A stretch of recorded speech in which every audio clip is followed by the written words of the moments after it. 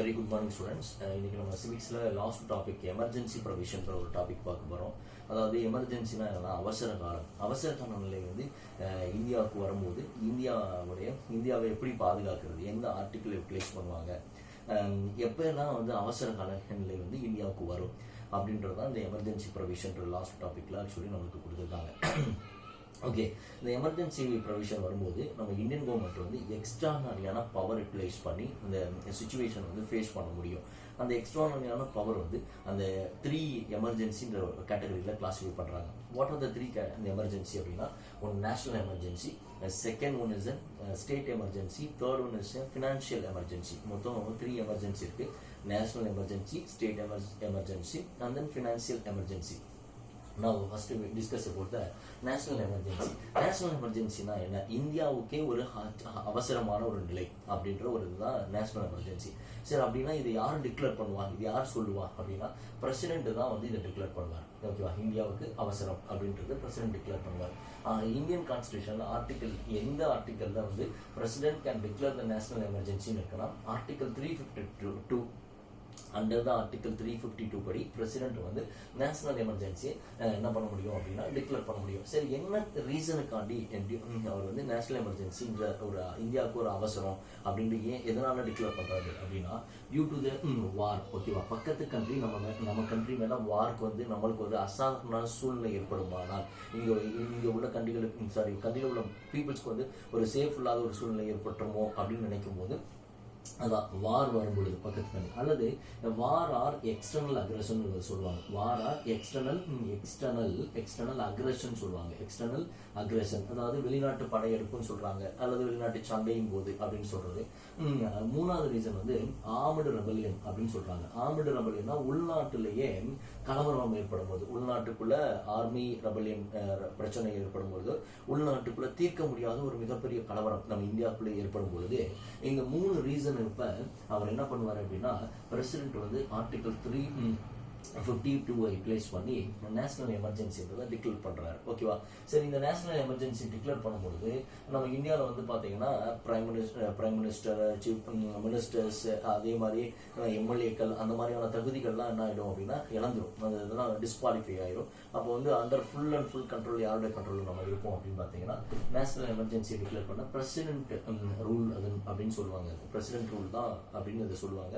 So அப்படி இருக்கும். சரி, இதுல வந்து பாத்தீங்கன்னா இந்த ரீசன் 2 பிரிக்கிறாங்க. ஒன்னு வார் அண்ட் எக்ஸ்டர்னல் அக்ரஷன், அதாவது வெளிநாட்டு படையெடுப்பு அல்லது வெளிநாட்டு சண்டைகள் மூலமா ஏற்படுற எமர்ஜென்சிக்கு என்ன பேரு அப்படின்னா எக்ஸ்டர்னல் எமர்ஜென்சி அப்படின்னு பேரு. External emergency. ஓகே, ஆர்ம்டு ரெபல்லியன்னா உள்நாட்டு பிரச்சனைகள்ல உள்நாட்டு கலவரம். அப்போ இது வந்து பாத்தீங்கன்னா இன்டர்னல் எமர்ஜென்சி அப்படின்னு இதை வந்து சொல்றாங்க. ஓகே, புரியுதா? சரி, இந்தியாவில் சரி இந்த எமர்ஜென்சி ஆர்டிகல் 352 படி நேஷனல் எமர்ஜென்சி இந்தியாவில் டிக்ளேர் பண்ணியிருக்காங்களா சார் அப்படின்னு பார்த்தீங்கன்னா, எஸ், டிக்ளேர் பண்ணியிருக்காங்க. 1962ல, 1971ல, 1975ல இந்த 3 வருடங்கள்ல இந்தியாவில் நேஷனல் எமர்ஜென்சி வந்து டிக்ளேர் பண்ணப்பட்டிருக்கு. அதுக்கு நிறைய காரணம் இருக்கு. உள்நாட்டு பிரச்சனை இருக்கு, வெளிநாட்டு வார் அக்ரஷன் இருந்ததுனாலதான் இந்த 3 இயர்ஸ்ல வந்து ஆக்சுவலி வந்து நம்ம நேஷனல் எமர்ஜென்சி நம்ம இந்தியாவில் டிக்ளேர் பண்ணிருக்காங்க. ஓகே, புரிஞ்சுதான் நான் சொன்னது? ரைட், நேஷனல் எமர்ஜென்சி முடிஞ்சிச்சு. அடுத்து நம்ம டிஸ்கஸ் பண்ற டாபிக் வந்து ஸ்டேட் எமர்ஜென்சி. ஓகே, அடுத்து இருக்கிறது வந்து ஸ்டேட் எமர்ஜென்சி. இதெல்லாம் நல்லா தெளிவா புரிஞ்சுட்டு படிங்க. அப்பதான் ஏதாவது கொஸ்டின்ஸ் வந்து 2 மார்க் ஆர் 1 மார்க் இன்டீரியர் வந்தா கூட ஃபேஸ் பண்ண முடியும். ஓகேவா, செகண்ட் எமர்ஜென்சி வந்து பாத்தீங்கன்னா ஸ்டேட் எமர்ஜென்சி. ஓகே, இந்த ஸ்டேட் எமர்ஜென்சி வந்து யார் டிக்ளேர் பண்ணுவா அப்படின்னு பார்த்தா, இது வந்து பாத்தீங்கன்னா பிரசிடென்ட் தான் இதை என்ன பண்ணுவார் அப்படின்னா டிக்ளேர் பண்ணுவார். President can declare the state emergency. எந்த ஆர்டிக்கல் படி அப்படின்னு பாத்தீங்கன்னா ஆர்டிக்கல் 356. ஓகே, ஆர்டிக்கல் 356 படி பிரசிடென்ட் தான் வந்து ஸ்டேட் எமர்ஜென்சியை டிக்ளேர் பண்ணுவார். பட் யாரோட ரிப்போர்ட்டை வாங்கிட்டு யாரோட ரெக்கமெண்டேஷன் அப்படின்னு தான் உனக்கு புரியும். யாரு சொல்லி இந்த பிரசிடென்ட் இதை செய்வார் அப்படின்னா கவர்னர் சொல்லி. ஒரு ஸ்டேட், ஒவ்வொரு ஸ்டேட்டுக்கும் ஒவ்வொரு கவர்னர் இருப்பாரு. அந்த கவர்னர் என்ன பண்ணுவார்னா, இப்ப இந்த ஸ்டேட் ஃபார் எக்ஸாம்பிள் தமிழ்நாடு உங்களுக்கு புரியுதுக்காண்டி சொல்றேன். தமிழ்நாட்டுல வந்து ரூலிங் பார்ட்டி வந்து நிறைய சரியில்லை, இங்க இருக்கக்கூடிய பிரச்சனைகளை அவங்களால சப்ரஸ் பண்ண முடியல, அடக்க முடியல, தமிழ்நாட்டுல தொடர்ச்சியா கலவரம் ஏற்பட்டிருக்கு, இல்ல தமிழ்நாட்டுல கூடிய அந்த எம்எல்ஏக்கள் அந்த மினிஸ்டர் சீஃப் மினிஸ்டர் லெக்கஸ் இவங்கெல்லாம் வந்து நிறைய ஊழல் லெக்கஸ் இந்த மாதிரியான ப்ராப்ளம் நிறையா இருக்கு. ஸோ இவங்க வந்து இட்ஸ் நாட் குவாலிஃபைட், இங்கே தமிழ்நாட்டில் வந்து ஒரு நல்ல ஒரு செக்யூரிட்டியான ஒரு ஸ்டேட்டாக அங்கே இல்லை அப்படின்னு அவங்க ஃபீல் பண்ணும்போது, கலவரத்தை அடக்க முடியாத ஒரு சூழ்நிலை இங்கே இருக்கு, இன்னபிலிட்டி இருக்கு அப்படின்னு நினைக்கும் போது இந்த கவர்னர் என்ன பண்ணுவாருன்னா பிரசிடென்ட்டுக்கு ஒரு ரிப்போர்ட் கொடுப்பாரு. கவர்னர் என்ன பண்ணுவார், பிரசிடென்ட்டுக்கு இந்த மாதிரியான கண்டிஷன்ஸ் அப்படின்னு ரிப்போர்ட் கொடுப்பாரு. ஸோ அதை அனலைஸ் பண்ணி he can declare the state emergency under the article 356 படி. Okay right. ஸோ அப்போ இந்த பிரசிடென்ட் வந்து ஸ்டேட் எமர்ஜென்சி டிக்ளேர் பண்ணிட்டாருன்னா இங்கே நம்ம ஸ்டேட்ல வந்து சீஃப் மினிஸ்டர் கிடையாது, மினிஸ்டர்ஸ் கிடையாது, எம்எல்ஏக்கள் கிடையாது, எல்லாரும் சாதாரண மனிதர்கள் தான். எல்லாரும் சாதாரண மனிதர்கள் தான். அப்போ எல்லாத்துக்கும் அடிப்படை உரிமைகள் நம்ம படிச்சோம்ல, ஃபண்டமெண்டல் ரைட்ஸ். அந்த ஃபண்டமெண்டல் ரைட்ஸ் இருக்குமா அப்படின்னு பார்த்தா ஒரு குறிப்பிட்ட ஃபண்டமெண்டல் ரைட்ஸை தவிர மீதி எல்லா ஃபண்டமெண்டல் ரைட்ஸும் நம்மளுக்கு வந்து அப்பைக்கு இருக்கும். ஓகேவா? தனி மனித உடைமையை பாதுகாக்கிறது, நம்மளுடைய ப்ராப்பர்ட்டிஸை வந்து வேற யாரும் ஆக்குபேட் பண்ணாமல் பார்த்துக்கிறது, இந்த மாதிரியான ஃபண்டமெண்டல் ரைட்ஸ் நம்மளுக்கு கிடைக்கும். ஒரு சில ஃபண்டமெண்டல் ரைட்ஸ் வந்து இந்த எமர்ஜென்சி சுச்சுவேஷன் அப்போ நம்மளுக்கு கிடைக்காது. அதை நல்லா புரிஞ்சுக்கணும். ரைட், நம்ம புக்கில் எல்லாம் தேவையில்லை சார். Right, okay.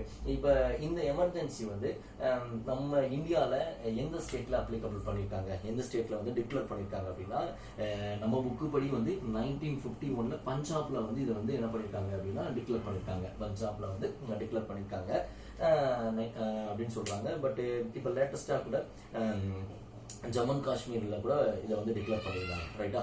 ஆர்டிகல் 370 இஷ்யூக்கு முன்னாடியே இதை வந்து டிக்ளேர் பண்ணியிருந்தாங்க. ரைட். ஸோ ஓகே, இது புரிஞ்சுதானே? ஸ்டேட் எமர்ஜென்சிங்கிறத வந்து கவர்னரோட ரிப்போர்ட், கவர்னர் கொடுக்குற அந்த ரெக்கமெண்டேஷன் மூலமா பிரசிடென்ட் வந்து ஆர்டிகல் 356 மூலமா டிக்ளேர் பண்ணுவாரு. ஸ்டேட் எமர்ஜென்சி என்ன பர்பஸ் கண்டி டிக்ளேர் பண்ணுவாரு, என்ன ரீசன் என்ன அப்படின்னா, இன்னும் இந்த கவர்மெண்ட் வந்து எந்த ஒரு பிரச்சனையும் சப்ரஸ் பண்ண முடியல, ஒழுங்கா சால்வ் பண்ண முடியல, இந்த கவர்மெண்ட் சரியில்லை, இந்த கவர்மெண்ட் எப்படி சொல்றது, இந்த கவர்மெண்ட் வந்து ஒரு ஊழல் கவர்மெண்டா இருக்கு, லைக் இந்த மாதிரியான ஏதாவது ரீசன்ஸ் வச்சு அவர் ரிப்போர்ட் கொடுக்கும்போது பிரசிடென்ட் வந்து டிக்ளேர் பண்றதுக்கு சான்சஸ் இருக்கு. இன்னொரு விஷயம் முக்கியமா அதுல வந்து பாத்தீங்கன்னா, இந்த பிரசிடென்ட் வந்து ஸ்டேட் எமர்ஜென்சி அப்போ ஒரு ஸ்டேட்ல டிக்ளேர் பண்ணிட்டாருன்னா, அங்க வந்து பாத்தீங்கன்னா அதிகபட்சமா ஒரு வருஷத்துக்கு தான், ஒன் இயர் வரலையும் தான் அவர் டிக்ளேர் பண்ண முடியும். ஸ்டேட் எமர்ஜென்சி ஒரு ஸ்டேட்ல இருக்க முடியும்.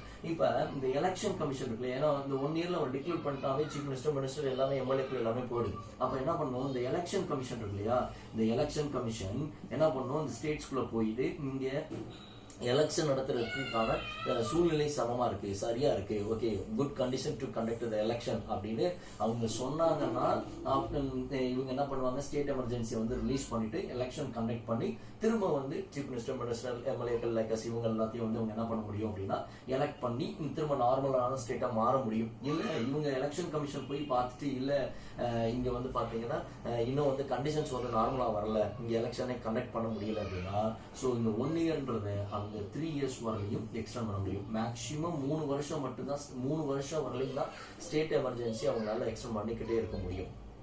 1 இயர் வரலையும் தான் பண்ணுவாங்க.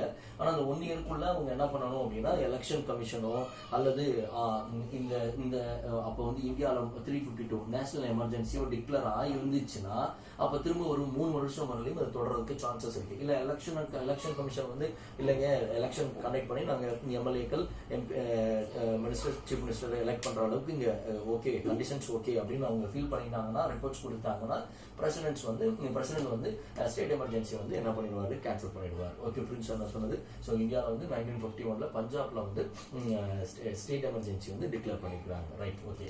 அடுத்து நம்ம பார்க்கக்கூடிய டாபிக் வந்து 3வது எமர்ஜென்சி. என்ன எமர்ஜென்சி அப்படின்னா financial emergency. Okay, so third emergency is a financial emergency. The financial emergency இந்த ஃபினான்ஷியல் எமர்ஜென்சி வந்து பார்த்தீங்கன்னா, எப்போ இந்தியா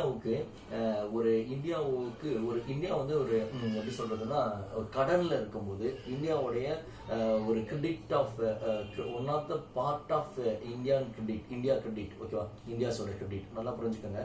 இந்தியாவோட ஒரு பங்கு ஒரு மிகப்பெரிய அழிவை சந்திக்க போகுது, ஒரு சிக்கல்ல இருக்கு, இந்தியாவுக்கு வந்து கடன் அதிகமா இருக்கு அப்படின்னு நினைக்கும் போது என்ன பண்ண முடியும் அப்படின்னா, ஃபினான்ஷியல் எமர்ஜென்சி வந்து நம்ம என்ன பண்ண முடியும்னா டிக்ளேர் பண்ண முடியும். பிரசிடென்ட் வந்து டிக்ளேர் பண்ண முடியும். ஃபினான்ஷியல் எமர்ஜென்சியை பிரசிடென்ட் வந்து டிக்ளேர் பண்ண முடியும்.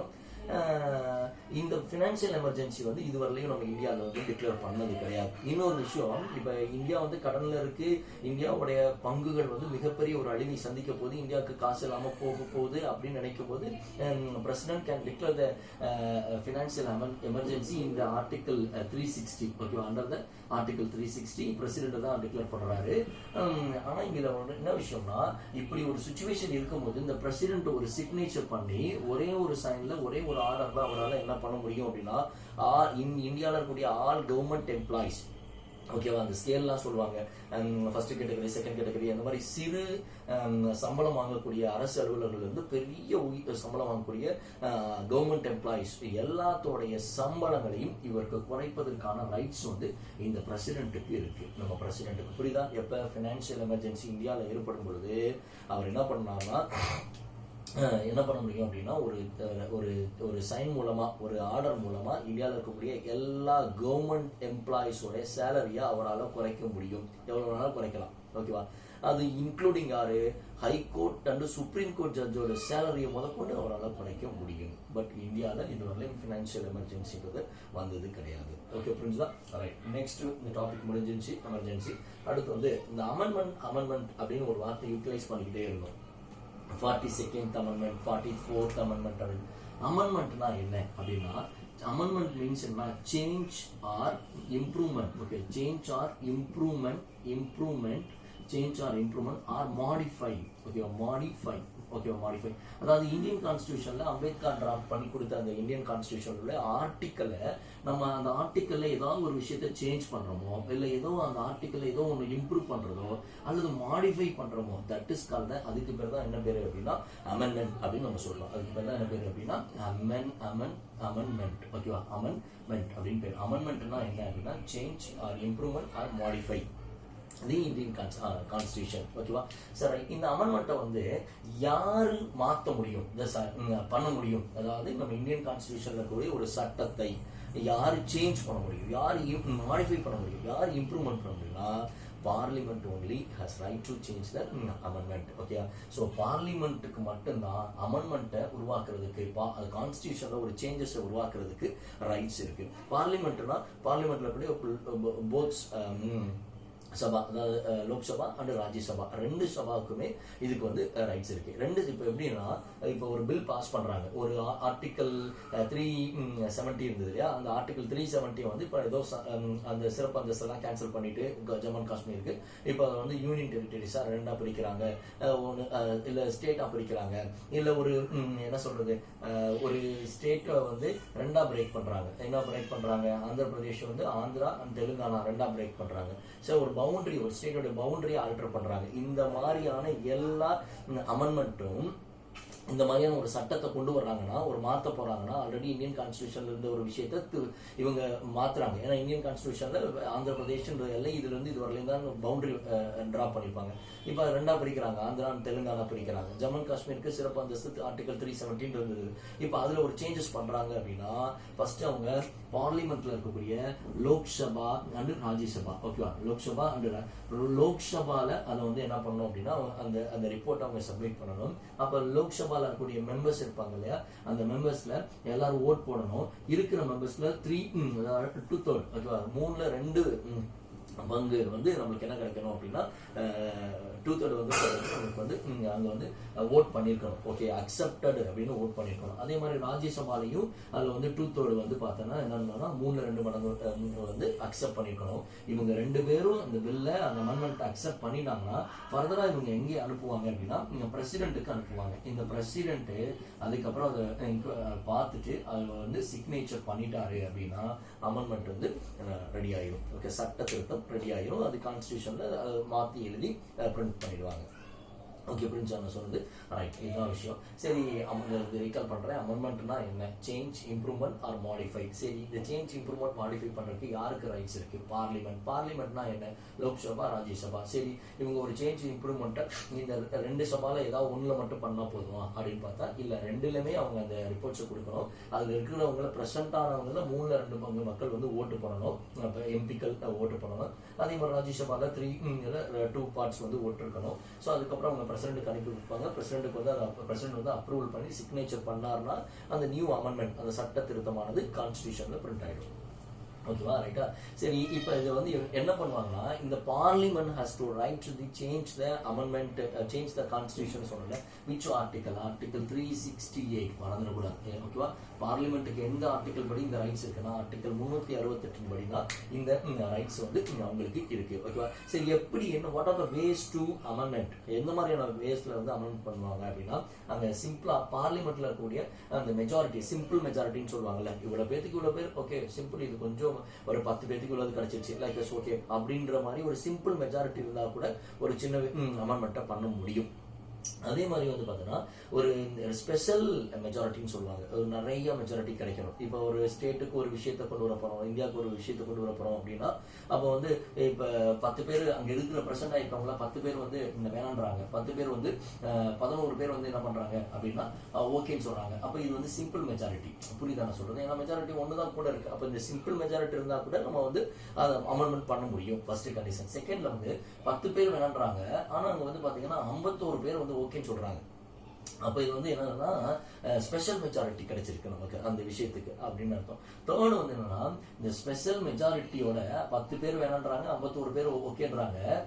அதோட இந்தியாவில் இருக்கக்கூடிய ஸ்டேட்ஸ்ல ஹாஃப் ஸ்டேட்ஸ், ஓகேவா, கிட்டத்தட்ட இந்தியாவில் இருக்கக்கூடிய ஸ்டேட்ஸ்ல ஒரு பாதி ஸ்டேட்ஸ் வந்து ஓகேன்னு ஒரு விஷயத்துக்கு அப்ரூவல் கொடுக்குறாங்க, ஓகேன்னு சொல்றாங்க. ஓகேவா, இந்தியாவில் இருக்கக்கூடிய ஸ்டேட்ஸ் வந்து பாதி ஸ்டேட் நீங்க கொண்டு வர அந்த அமெண்ட்மெண்ட்டுக்கு வந்து நாங்க ஓகே அப்படின்னு சொல்றாங்க. இந்த மாதிரியான மெத்தட்ஸ் மூலமா கூட அமெண்ட்மெண்ட்டை கொண்டு வர முடியும். ஓகேவா, ஸோ புரிஞ்சு சொல்றது. அது மட்டும் இல்லாம ரிவ்யூ பண்றதுக்காண்டி ஒரு கமிட்டி உருவாக்குனாங்க, இது ஒர்க்கிங் கமிட்டி ஆஃப் கான்ஸ்டிடியூஷன் எப்படி செயல்படுது, கான்ஸ்டிடியூஷனுடைய ஒர்க்கிங் கமிட்டி நல்லா இருக்கா அப்படின்றதுக்காண்டி அதை ரிவ்யூ பண்றதுக்காண்டி ஒரு 2000 நினைக்கிறேன், 2000ல வந்து பாத்தீங்கன்னா எம்என் வெங்கடாச்சலம் அப்படின்ற ஒருத்தர் மூலமா ஒரு இது போட்டாங்க, கமிட்டி ஒன்று ஃபார்ம் பண்ணாங்க ரிவ்யூ பண்றதுக்கான. இப்போ 2007ல வந்து இன்னொருத்தர், அவர் பேர் என்னன்னா பூஞ்சி, ஓகேவா, பூஞ்சி அப்படின்றவருடைய 3 மெம்பர் கமிஷன், ஒரு கமிஷன் ஒன்று போட்டாங்க. அதுக்கப்புறம் வந்து அவங்க சில ரெக்கமெண்டேஷன்லாம் கொடுத்தாங்க, அதை இந்தியன் கவர்மெண்ட் வந்து அக்செப்ட் பண்ணிட்டாங்க. ஓகேவா, ஓகே, தேங்க்யூ ஸோ மச். இந்த லெசன் முடிஞ்சிச்சு. இந்த லெசன்ல இருக்கக்கூடிய புக் பேக் கொஸ்டின்ஸ் எல்லாத்தையும் வெல் தரவா படிச்சுட்டு நாளை மறுநாள், நாளைக்கு விட்டுருங்க, நாளைக்கு ஃபுல்லாக படிக்கணும். நாளை மறுநாள் வந்து இந்த லெசன் ஃபுல்லாக நம்ம டெஸ்ட் எழுத வேண்டியிருக்கும். ஓகேவா, சரி, ஓகே, தேங்க்யூ.